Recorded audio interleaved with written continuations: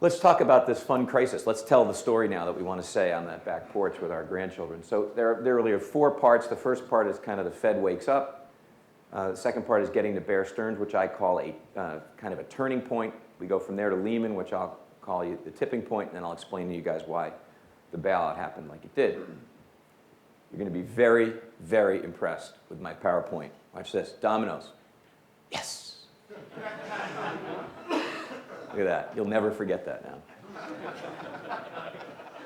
So here's what happens. We have this crap called subprime that lives out there. It gets packaged into a bunch of CDOs, which are the new wave in the securitization market for everything asset-backed. It goes bad. People start to not believe in the securitization markets at all anymore.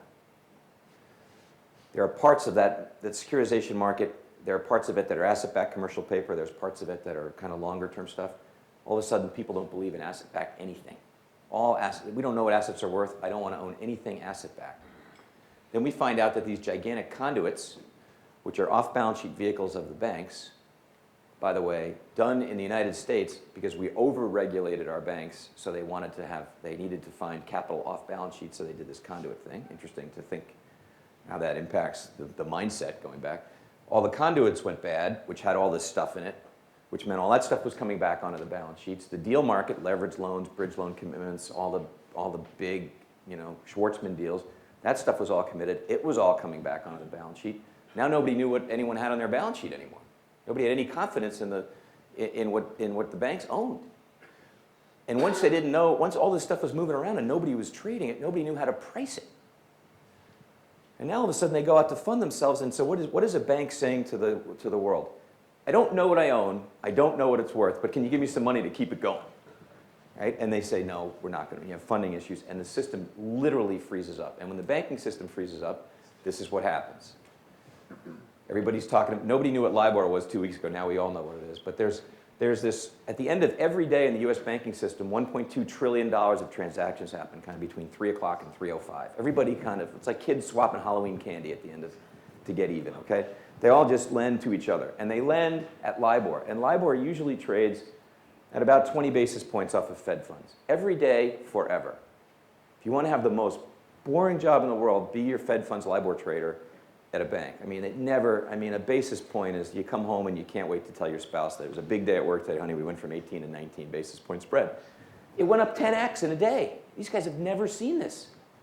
Absolute shock. Banking system will not lend to each other. The Fed doesn't know what to do. They have all this new machinery that they don't know what to do. They go to their old playbook and they cut rates. But you know what? It didn't matter because all they did was take the low rate down and the big rate, the LIBOR rate, the rate you lend to each other, stayed up here. So all they did was make that worse. And they figured out that rate cuts don't work in this environment. Big, big deal. It means you can't use the same old tools you used to use. So if it doesn't work, how do we proceed? So this is, I did not put Paulson's, this is in honor of the Jewish holidays, actually. I have this up here. You got to get across the desert, but and you have to have some principles, some commandments. You don't know how you're going to get there. It's going to be rough. But this is really what Paulson's playbook was. Number one is, I cannot be the guy that keeps the Greenspan put alive. Somebody has to have pain. I can't make the world think there's no risk. He believed in that strongly. Number two is, I got to ask for private solutions first. The role of government should be relatively limited. That changed. We got to get good deals for the taxpayers wherever we can. That gets validated if the private world won't do it. And I got to protect the system over companies. So these are the themes that will run through every decision that Paulson makes as we start to watch all these gigantic firms fail in the days and months ahead. So here we are again in domino land. The system is frozen. And when you can't get capital, you have to get it somewhere. So let's have our dominoes go. The first thing we did is we went over to all the sovereign wealth funds, and they raised $37 billion from Saudi Arabia and everywhere else and try to prop the thing up. And shareholders really hate dilution. So the next thing they do is they fire management. How'd you get me into this situation? How can it be that you don't know what we own? So they fire Chuck and Stan down there at the bottom.